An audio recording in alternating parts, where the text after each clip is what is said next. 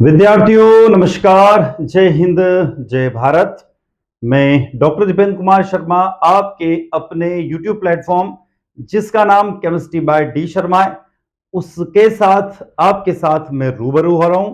आपके साथ मैं बातचीत कर रहा हूं और हम डिस्कस करने वाले हैं मध्य प्रदेश के कॉलेजों में पढ़ने वाले प्रथम वर्ष के विद्यार्थियों के लिए माइनर जो केमिस्ट्री आपका उस प्रथम वर्ष का माइनर केमिस्ट्री का जो पेपर है, कौन सा पेपर? फंडामेंटल ऑर्गेनिक केमिस्ट्री, यानी paper number first. Minor chemistry के आपके टोटल 2 पेपर है, जिसमें से पहले पेपर का नाम है फंडामेंटल ऑर्गेनिक केमिस्ट्री यानी आधारभूत कार्बनिक रसायन विज्ञान। मध्य प्रदेश के कॉलेजों में पढ़ने वाले विद्यार्थियों के लिए नई शिक्षा नीति के अनुसार इसकी यूनिट फर्स्ट का जो सिलेबस दिया हुआ है उसको पहले हम डिस्कस करते हैं, फिर इस यूनिट के टॉपिक्स को हम अलग अलग पार्ट में डिस्कस करेंगे, अलग अलग वीडियो के माध्यम से डिस्कस करने वाले हैं। तो सिलेबस में दिया हुआ है भारतीय traditional knowledge of chemistry in post वैदिक पीरियड, उत्तर वैदिक काल में रसायन विज्ञान का भारतीय पारंपरिक ज्ञान। इसमें हम देखेंगे सांख्य, भारत संहिता, वारामीर की न्याय और वैशेषिक शिक्षा, सुश्रुत संहिता, रसशाला, चरक और सुश्रुत के समय की रसायन परंपरा। इसके बाद सांख्य, पतंजलि प्रणाली, वेदांतिक दृष्टिकोण से पदार्थ के विभिन्न रूपों का विकास, बौद्धों और जैनियों का परमाणु सिद्धांत।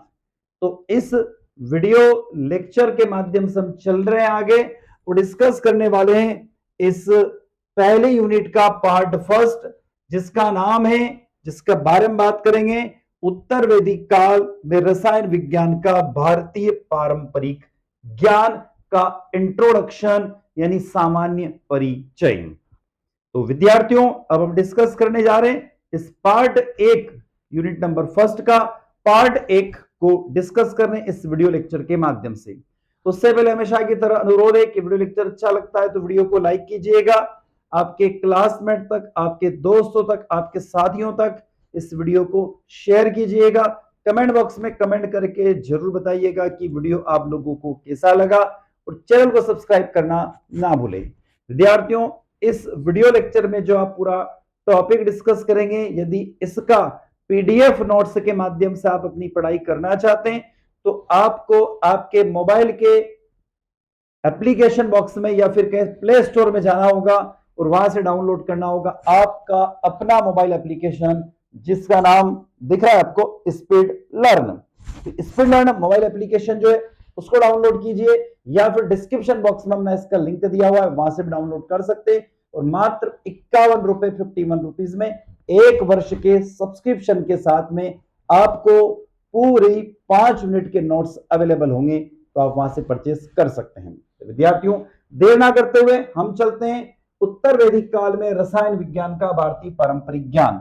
यहां पर हिंदी और इंग्लिश दोनों लैंग्वेज में बैक टू बैक हम डिस्कस करने वाले हैं, पर समस्या यह आती है कि मध्य प्रदेश में हिंदी मीडियम के छात्रों की संख्या ज्यादा होती है, इसलिए हम इसको हिंदी मीडियम में थोड़ा सा ज्यादा ले जाएंगे।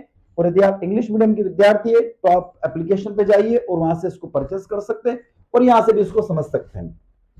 बात करते हैं हड़प्पा संस्कृति के पतन के बाद भारत में एक नई सभ्यता का उदय हुआ। इस सभ्यता की जानकारी के स्रोत वेदों के आधार पर इसे वैदिक सभ्यता का नाम दिया गया।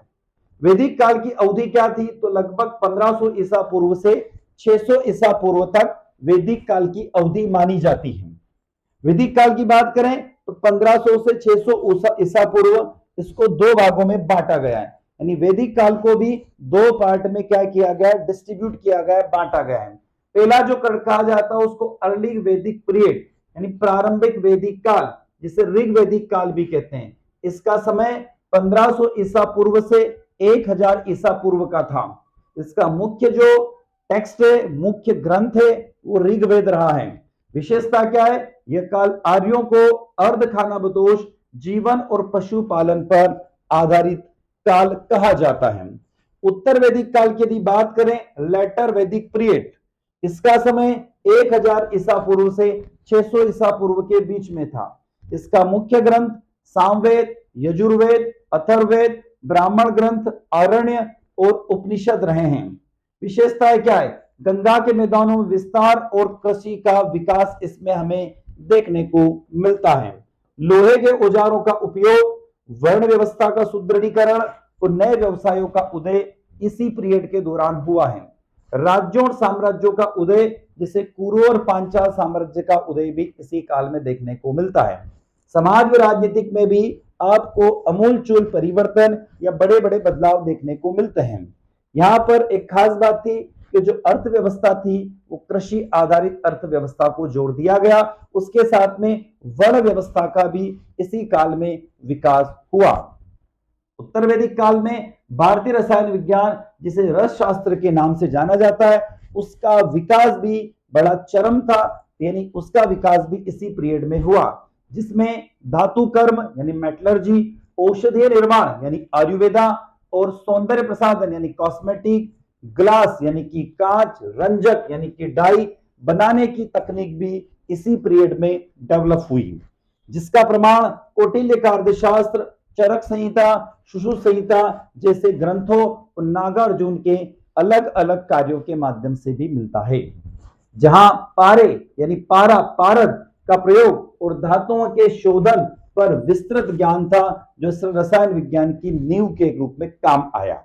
रसायन शास्त्र का प्रारंभ वैदिक युग से माना गया है। ध्यान रखिएगा विद्यार्थियों, the origin of chemistry are believed to dark back to the Vedic period.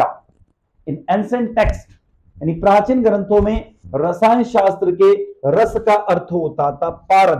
पारद यानी कि आज का पारा यानी कि मरकरी, जिसे भगवान शिव का अंश माना गया है। किसको? पारे को, पारद को। रसायन शास्त्र के अंतर्गत विभिन्न प्रकार के खनिजों का अध्ययन किया जाता है। वैदिक काल तक अनेक खनिजों की खोज हो चुकी थी तथा उनका व्यावहारिक प्रयोग भी धीरे धीरे होने लगा था, परंतु इस क्षेत्र में सबसे ज्यादा काम नागार्जुन, आपने सुना होगा नाम, नागार्जुन नामक बौद्ध विद्वान ने किया था। उनका काल लगभग 280 से 320 ईसा पूर्व तक रहा।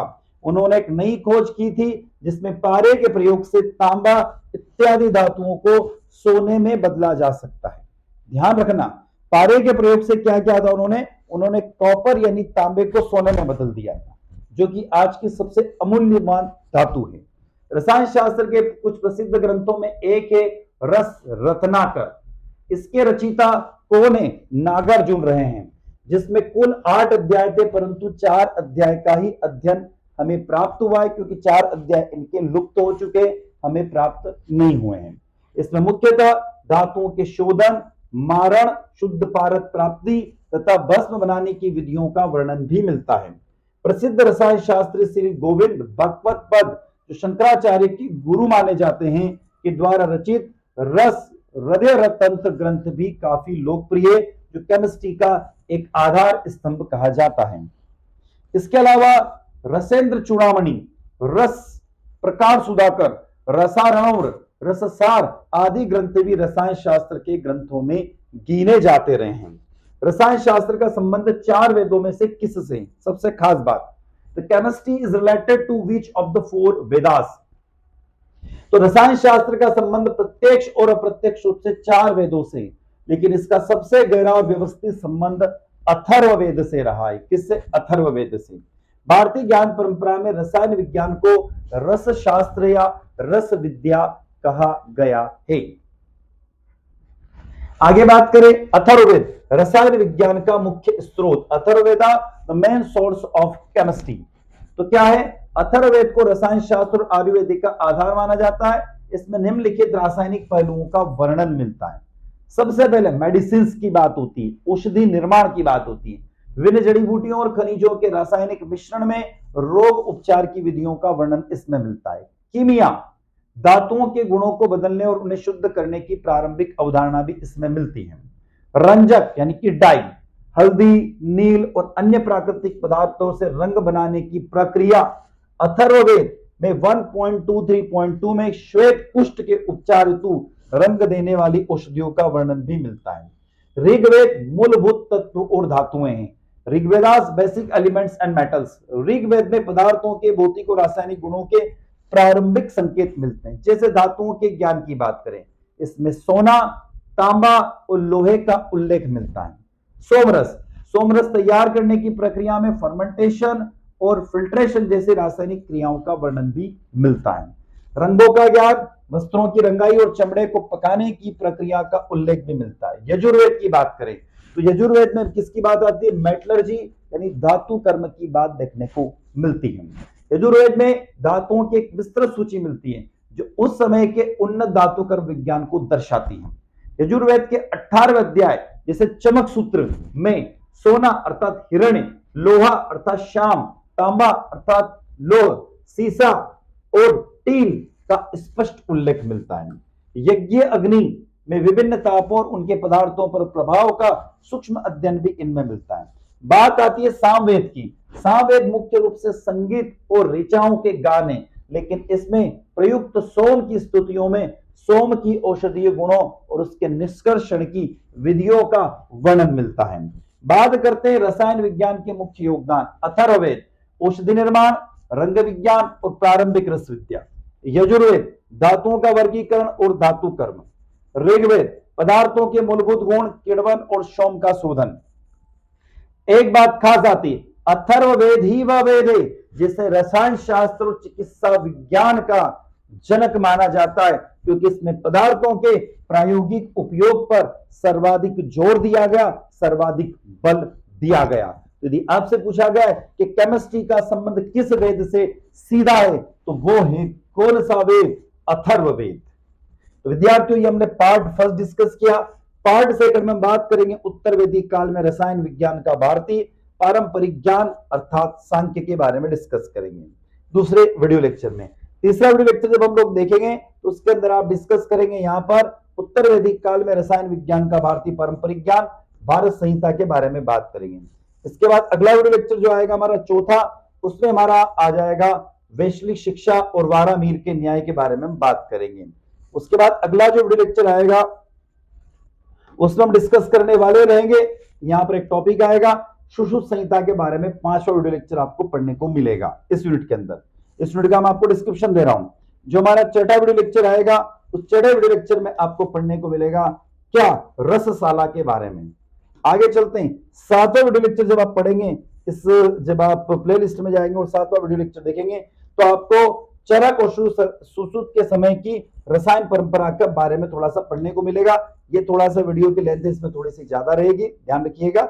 उसके बाद 8वां वीडियो लेक्चर जो हमारा आएगा उसमें हम पढ़ेंगे सांख्य पतंजलि प्रणाली के बारे में। तो विद्यार्थियों ये 8वां वीडियो लेक्चर है। उसके बाद में हम अगला वीडियो लेक्चर जो लेके आएंगे 9वां पार्ट, उस 9वें पार्ट में हम देखेंगे वेदांतिक दृष्टिकोण से पदार्थों के विभिन्न रूपों का विकास। ये हमारा 9वां वीडियो लेक्चर रहेगा। और आखिरी और 10वां वीडियो लेक्चर जब हम लेकर आएंगे इस यूनिट का तो उसमें आप देखेंगे बौद्धों और जैनियों की परमाणु सिद्धांत के बारे में विस्तृत चर्चा करेंगे। तो ये मैंने पूरी यूनिट का आपको डिस्क्रिप्शन दे रखा है। प्ले स्टोर में जब आप जब प्ले लिस्ट में जाएंगे तो वहां पर 200 वीडियो मिलेंगे और इनके नोट्स आपको चाहिए तो आपको जाना होगा आपका अपना मोबाइल एप्लीकेशन जिसका नाम है स्पीड लर्न, वहां से आप अपनी स्टडी को पूरा कर सकते हैं। तो मैं डॉक्टर दीपेंद्र कुमार शर्मा इसी के साथ आपसे विदा लेता हूं। नए वीडियो के साथ में नए लेक्चर के साथ पुनः आपसे मुलाकात होगी। तब तक जय हिंद, जय भारत।